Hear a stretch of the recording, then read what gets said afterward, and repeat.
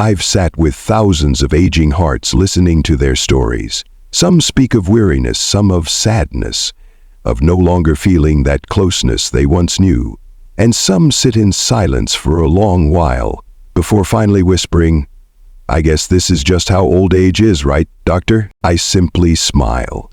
Because I've seen enough to know, no, growing older doesn't mean it's over.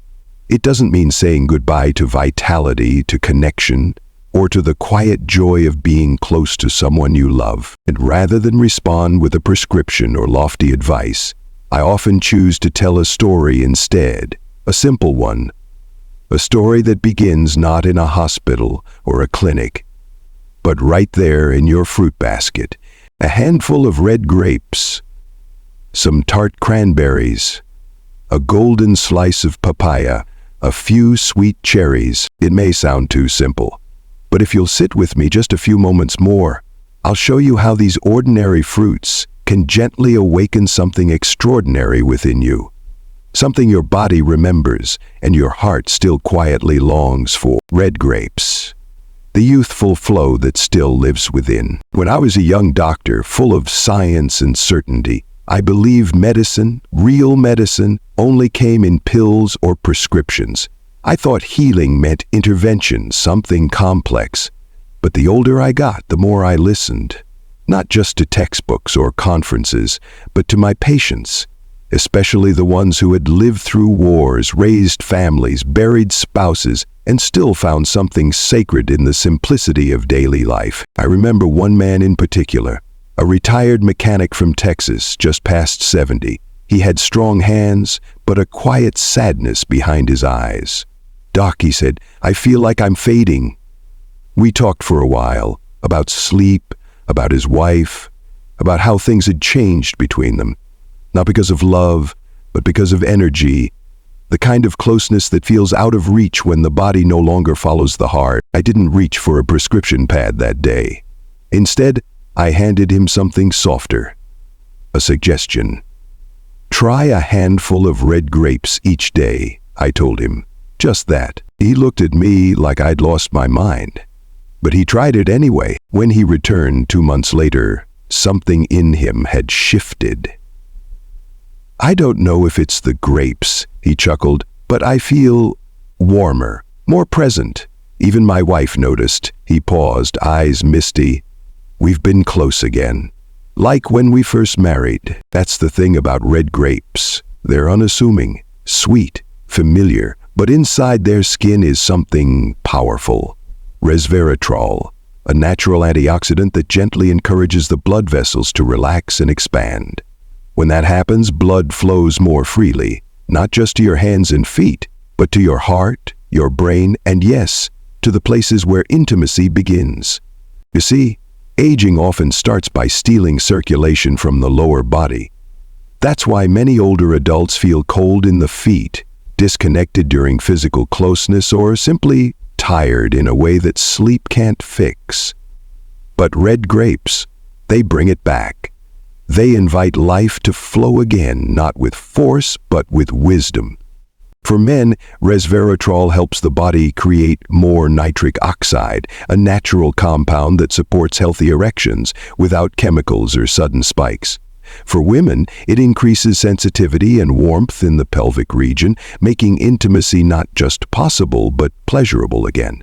But more than that, it restores a kind of emotional closeness, a quiet invitation to come back to your body, to feel held, not just by your partner, but by life itself. And perhaps what moves me most is this, that something so small, so ordinary, could bring back what so many believed was gone for good. It reminds me that nature doesn't scream, it whispers. And if we're willing to listen, even just with a bowl of grapes, we might hear something beautiful rising again. And this is just the beginning, because the next fruit we'll explore doesn't only support circulation, it defends the health of your kidneys, clears your inner pathways, and creates the conditions for peace, ease, and a deeper kind of connection. Let's talk about cranberries. Cranberries, the silent guardian of the kidneys and joy. There was an older woman I cared for once, soft-spoken and dignified. She had been married nearly 5 decades. Her hands were worn from years of work, but her eyes still lit up when she spoke of her husband. And yet, when the topic of intimacy came up, her gaze shifted downward.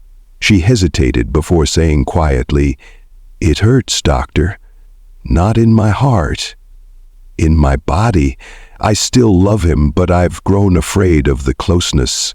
Her words stayed with me, because it wasn't a lack of love that had built the distance between them. It was discomfort, dryness, irritation, things no one warns us about when we enter our later years. The body, once so responsive, had become a barrier to the very thing she still longed for: connection. I didn't prescribe hormones. I didn't suggest expensive treatments. I simply told her to add a small glass of unsweetened cranberry juice to her breakfast each day. Nothing drastic, nothing dramatic. Just a little crimson liquid, quietly doing its work. 3 weeks later she called me. Her voice was different, lighter, more at ease. "Doctor," she said, "I think I can hold him again without bracing myself. It doesn't hurt anymore." I didn't realize how much I missed that. Late's the gift of cranberries. They're not flashy, they don't boast or beg for attention, but inside every berry are compounds that gently heal the urinary tract, reduce inflammation, and support kidney health. And while that may sound clinical, the results are anything but. Because when the kidneys are working well, they filter toxins more efficiently, they regulate blood pressure, they prevent the slow, creeping fatigue that many chalk up to just getting older. And for both men and women, they protect the delicate vascular systems in the pelvic region, places that play a quiet but crucial role in sexual response and comfort. For men, healthy kidneys help maintain the stamina and reliability of arousal. For women, they bring relief from irritation, restore natural lubrication, and ease the fear that has kept intimacy locked behind hesitation. When the body feels safe again, the heart opens. And with that comes the possibility of true closeness. Not just physical, but emotional. I've seen it again and again, the couple that rediscovers touch after months or years of retreat. Not because of surgery or pharmaceuticals, but because something simple brought healing back into their routine. A handful of dried cranberries, a splash of juice, a small, faithful habit that said, "I still care for this body, I still believe in this connection." And that's what makes cranberries sacred in my eyes, not just for their health benefits, but for the quiet way they restore dignity to the experience of aging. They remind us that healing doesn't have to be loud, it just needs to be consistent, gentle. And if cranberries are the protectors of ease and comfort, then what comes next is the spark. A fruit that doesn't just defend, but awakens. That brings back the warmth of drive, desire, and energy. The way the sun rises gently but surely. Let's talk about papaya. The golden sun fruit that awakens inner vitality. There was a retired school teacher who came to see me one autumn morning. He had once been a man full of stories, full of laughter, but that day he looked hollow. His eyes, once bright with the spark of curiosity, now seemed dulled by a kind of quiet fatigue that sleep couldn't fix. "Doctor," he said, "I eat well, I walk every day, but I feel like something's gone dim inside me. I don't wake up with purpose. I don't feel like myself." He paused, lowered his voice, and added, "Even with my wife, I just can't seem to connect anymore." He didn't need more tests. He didn't need another bottle of pills lined up on his shelf. What he needed was a reminder, a gentle one, that his body still remembered how to feel alive. I told him to start each morning with a bowl of papaya, just a cup, no fuss, no miracle claims, just a moment of nourishment at sunrise.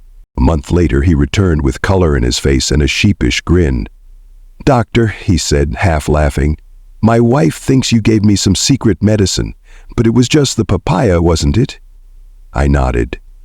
"That's the kind of medicine your body has always known how to use. You see, papaya is more than fruit. It's sunshine in edible form. Rich in vitamins A, C, and E, papaya nourishes the body's endocrine system, especially the adrenal glands and reproductive hormones. For men, it gently supports the production and balance of testosterone, helping restore vitality, sexual interest, and a steadier kind of energy. For women, it supports estrogen regulation and improves circulation to the pelvic region, easing dryness and tension. But beyond the science lies something harder to describe, yet easy to feel: the return of aliveness. There's something about the taste of papaya, the way it melts on your tongue, the warmth of its color, that signals to your body, you are still here. You are still wanted. You still have light inside you. It also calms the nervous system. By reducing inflammation and supporting digestion, papaya helps you rest more deeply, stress less, and feel more connected not just to your partner, but to yourself. Many of my older patients tell me the same thing after a few weeks. I didn't realize how much I missed feeling desire, not just for another person, but for life. That's what papaya offers. Not a jolt, not a high, but a quiet stirring from within. It brings back the feeling of, I want to live today. Not out of duty, but out of joy. And just when you think nature has offered all it can, circulation, protection, awakening, there's one more fruit waiting in the wings. One that speaks not only to the body, but to the soul. A fruit that deepens sleep, softens the mind, and rekindles emotional warmth in ways you may have thought were gone for good.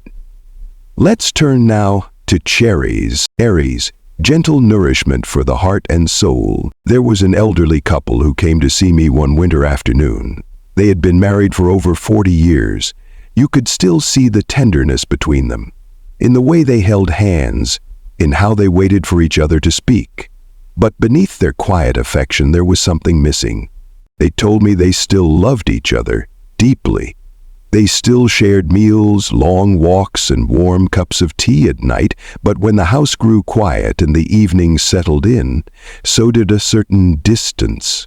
No arguments, no bitterness, just a quiet ache, a fading sense of touch, of closeness, of that spark that once came so effortlessly. They looked at me, not for medication, but for understanding.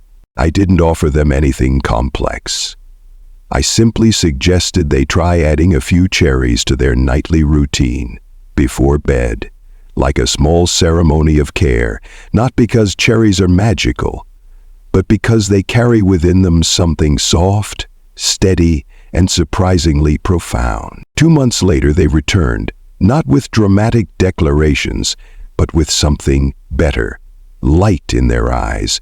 They laughed more freely, they touched more often. They didn't need to explain. I could feel it in the room.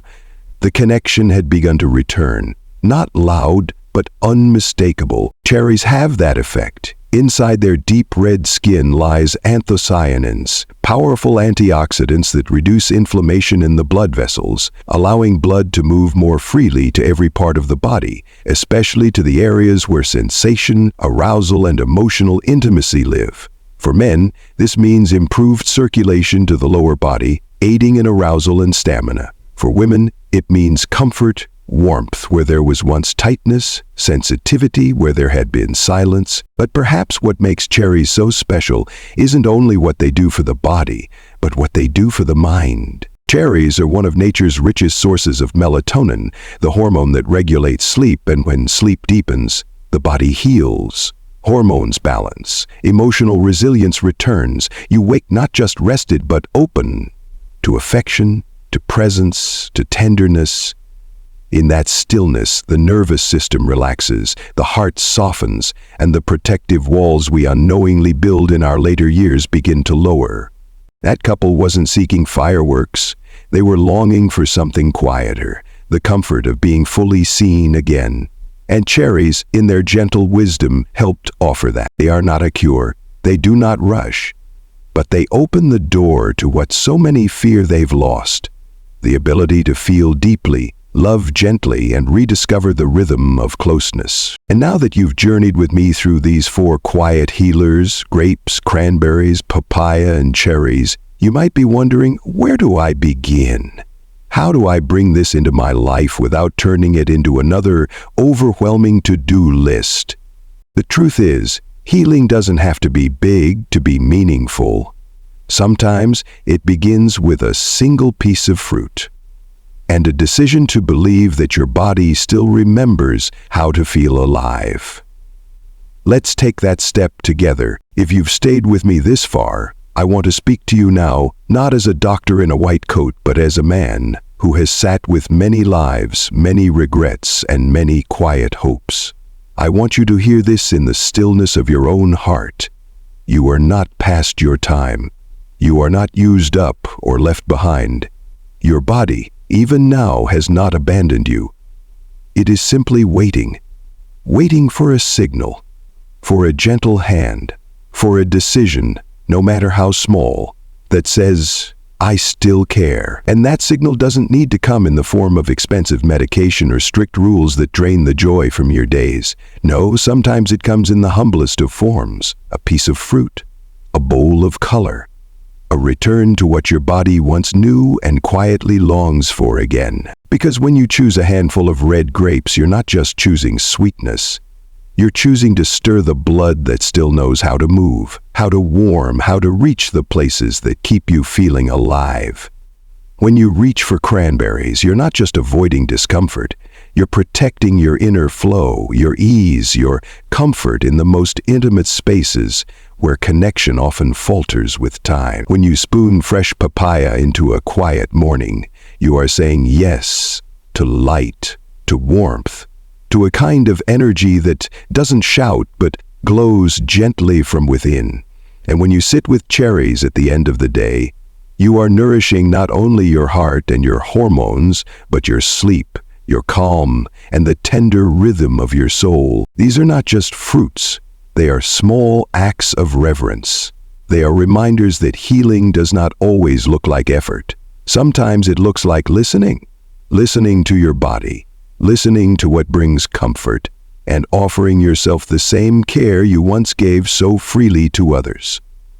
You don't need to change your entire life overnight. You don't need to be perfect. You simply need to begin to take one small step toward honoring your body, not because it's broken, but because it still carries something sacred. It still remembers joy, desire, connection, and it still longs to be part of your story. So tomorrow, as you stand in front of your fridge or walk the aisles of the market, I invite you to pause, not just to feed your hunger, but to nourish your life.